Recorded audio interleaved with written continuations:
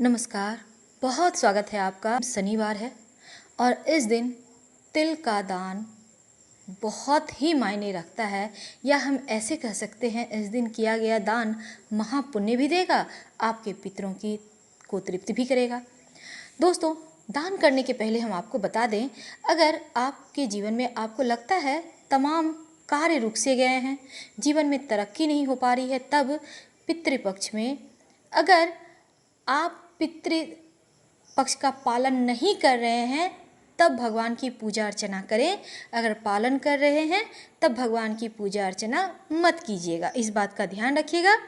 अगर मान लेते हैं आप भगवान पितृपक्ष का पालन कर रहे हैं, और दूसरी बात आपके माता पिता अगर जीवित हैं तब आपको पितृपक्ष का पालन नहीं करना है, भूल कर भी मत कीजिएगा। अगर माता पिता जीवित हैं तो आपको भूल कर भी नहीं करना चाहिए, और तब आप पूजा पाठ आराम से करें और मन की मनोकामना पूरी करें। अगर पितृदोष हो कुंडली में या जीवन में लगता हो जैसे बहुत सारे अवरोध हैं, तब एक लोटा जल घर से भरकर ले जाएं, एक चुटकी तिल डालकर और शिवलिंग पर अर्पित कर लें। इससे पितृदोष काल सर्प दोष समाप्त हो जाते हैं। हालांकि ज्योतिष ये भी कहता है कि पितृदोष काल सर्प दोष कुछ भी नहीं होता, बल्कि राहु द्वारा एक समस्या है जो उत्पन्न होता है। राहु के शनि के साथ, सूर्य के साथ, चंद्रमा के साथ बैठ जाने पर हमने आपको इस दोष से मुक्ति पाने के उपाय बता रहे हैं। दोस्तों, अगर आपको लगता है जीवन में ढेर सारी परेशानी है, तब आपको काला तिल का दान जरूर करना चाहिए।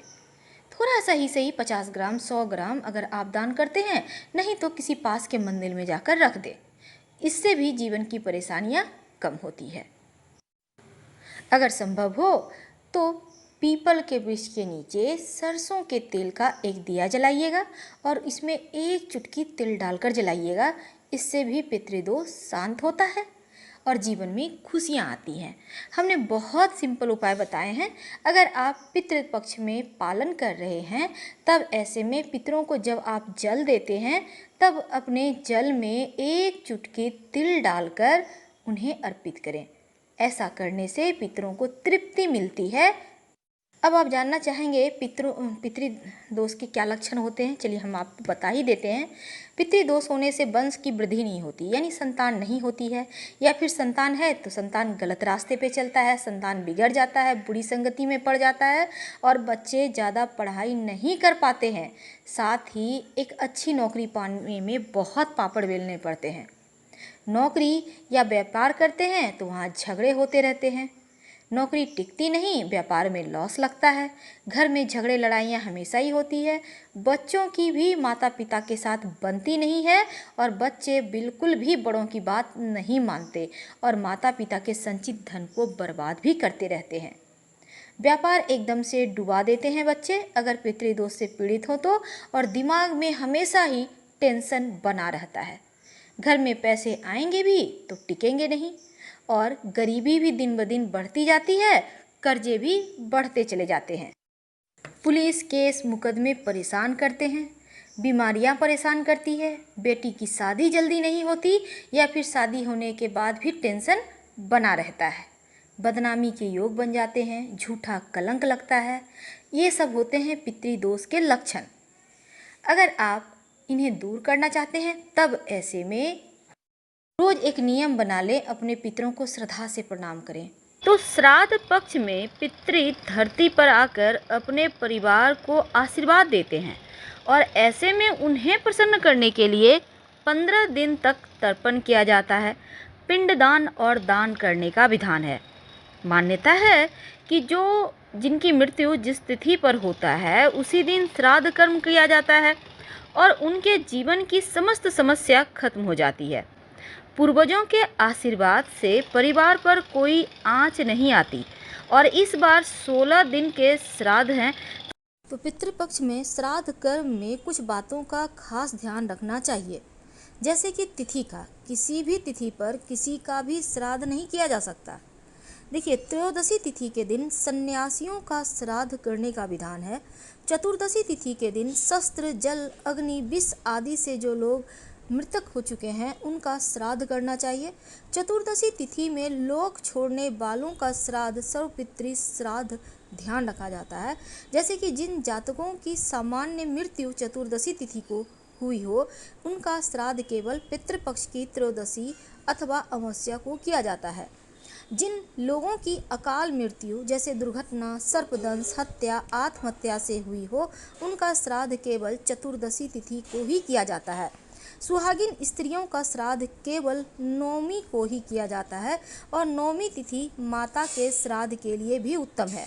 तो सन्यासी पितृगणों का श्राद्ध केवल द्वादशी को ही किया जाता है और पूर्णिमा को मृत्यु प्राप्त जातकों का श्राद्ध केवल भाद्रपद माह के शुक्ल पक्ष की पूर्णिमा अथवा आश्विन कृष्ण अमावस्या को किया जाता है।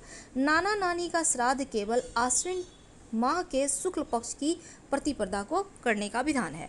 और उन सभी पूर्वजों का श्राद्ध किया जाता है जिनकी मृत्यु तिथि याद ना हो या फिर किसी कारण से उस तिथि पर श्राद्ध ना आप कर पाए हों। कैसे करेंगे श्राद्ध? देखिए, पितृपक्ष में पूर्णिमा तिथि का श्राद्ध भादो पूर्णिमा पर किया जाता है और इस दिन पूर्वजों के अलावा अगस्त मुनि समेत ऋषियों के नाम का तर्पण करने का विधान है। तो आप प्रतिपदा तिथि से श्राद्ध कर्म शुरू करेंगे। यहाँ पर आज 11 सितंबर से। तो सूर्योदय से पहले आप गंगा जल डालकर नदी में स्नान करें तो अति उत्तम, नहीं तो घर में ही गंगा जल डालकर स्नान करें। पूर्वजों के श्राद्ध का संकल्प लें और श्राद्ध कर्म करने तक भोजन ग्रहण ना करें। घर पर श्राद्ध कर रहे हैं तो कुतुब मुहूर्त में दक्षिण दिशा में मुख कर घुटने के बल जमीन पर बैठे एक तांबे के पात्र में जल, गाय का कच्चा दूध, काला तिल, जौ डाल लें। अब हाथ में कुछ घास जल लेकर जिनका श्राद्ध कर रहे हैं उनका ध्यान करें और ये मंत्र बोलकर उनको आमंत्रित करें। मंत्र बोलेंगे, ओम आगच्छन्तु मे पितर एवं ग्रहन्तु जलांजलि। पूर्वजों से जल ग्रहण करने की कामना के साथ जल को दाहिने हाथ के अंगूठे से 3 बार पृथ्वी पर गिराएं। जल देने पर पितर तृप्त होते हैं। पितरों के लिए बनाए भोजन को अग्नि को समर्पित करें। भोजन में खीर जरूर बनाइए। इसके बाद पंचबली भोग यानी गाय, कुत्ता, कौआ, चींटी और देवता के लिए भोजन निकालें।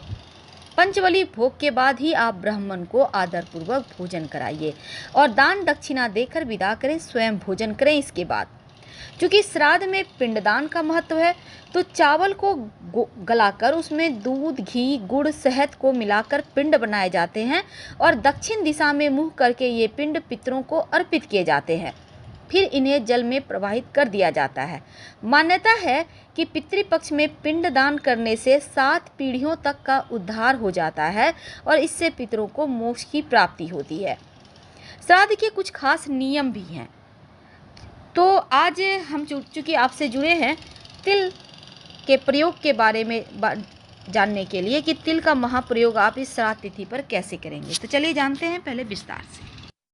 और श्राद्ध पक्ष में पितरों को प्रसन्न करने के लिए विशेष उपाय करने की परंपरा रही है हमारे हिंदू धर्म में।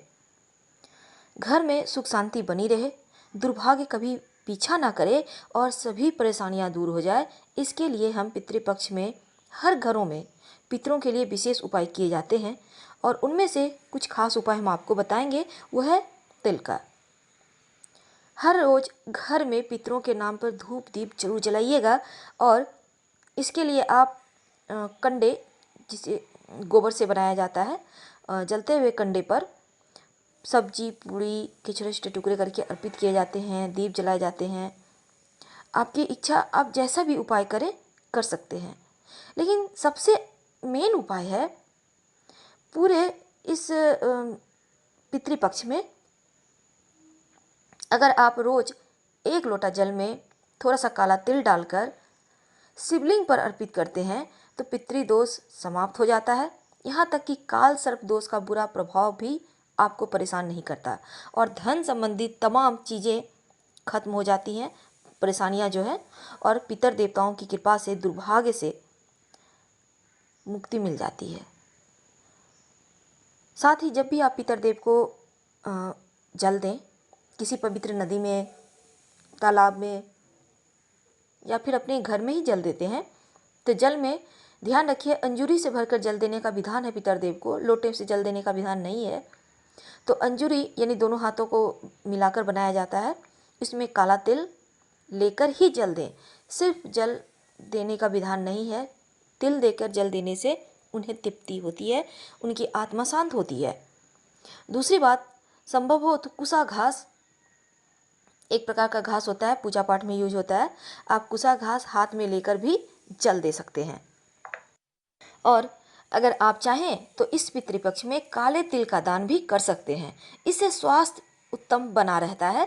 अगर कोई स्वास्थ्य की परेशानी है या नहीं भी है तो भी अगर आप काला तिल का दान करते हैं, किसी भी आप गरीब व्यक्ति को दे सकते हैं। अक्सर लोग करते क्या हैं, किसी भी पवित्र नदी में काले तिल बहाकर तर्पण करते हैं। जैसे हमने कहा, अंजूरी में डालकर तर्पण करने का विधान है। और चाहे आप तो किसी ब्राह्मण को या फिर किसी गरीब को काला तिल दान कीजिए, इससे बहुत पुण्य मिलता है और जीवन में तमाम तरह की खुशियाँ जो आपको नसीब नहीं हुई है वो नसीब हो जाती है। भागवत गीता का पाठ करें 11वें अध्याय का, वैसे हमने वीडियो बना के डाला हुआ है। और बिल्कुल भागवत गीता का पाठ करने से आपके पितृदेव को मोक्ष मिल जाता है, ये भी 100% सत्य है। तो पितृपक्ष में जब भी सोमवार का दिन आता है, आप शिव जी को प्रसन्न कर पितृदेवों का आशीर्वाद भी प्राप्त कर सकते हैं या फिर पितृदोषों से मुक्त हो सकते हैं। सबसे पहले तो जब पितृपक्ष में सोमवार का दिन आए, अगर आप जो पक्ष का पालन है आप नहीं कर रहे हैं, जो व्यक्ति के माता पिता जीवित हैं लेकिन उनकी कुंडली में पितृदोष है, वही ये प्रयोग करेंगे क्या? 1 लोटा जल में कुसा घास डालकर लेकर पास के किसी भी शिव जी के मंदिर में जाए। याद रखिए, घर में नहीं करना, पास के शिव जी के मंदिर में जाकर इस जल को शिवलिंग पर अर्पित कर दें। कुसा घास अगर लोटे से ना निकले तो निकाल कर हाथों से शिवलिंग के ऊपर रख दें। ये प्रयोग आप पितृपक्ष में 2 सोमवार तो कम से कम आएंगे ही, आप दोनों ही सोमवार को कीजिएगा। ऐसा करने से आपके पितृदोष समाप्त हो जाते हैं, पितृ तृप्त होते हैं, वो प्रसन्न होते हैं। उनके रास्ते में अगर कोई अवरोध है, रुकावट है तो वो समाप्त हो जाती है। ये प्रयोग आप जरूर कीजिए, आपके कुंडली के बिगड़े हुए पितृदोष समाप्त हो जाएंगे। पितृदोष के कारण बहुत सारी मुश्किलें आती है, संतान का सुख नहीं मिलता, डेवलपमेंट नहीं होती, आपके घर में बरकत नहीं होती, मांगलिक कार्य नहीं होते। तो फिलहाल हम आपसे विदा लेते हैं, फिर मिलेंगे, बहुत सारी बातें करेंगे। धन्यवाद। जानकारी अच्छी लगे तो प्लीज़ लाइक कर सब्सक्राइब जरूर करें। धन्यवाद। अपनों से शेयर भी करें।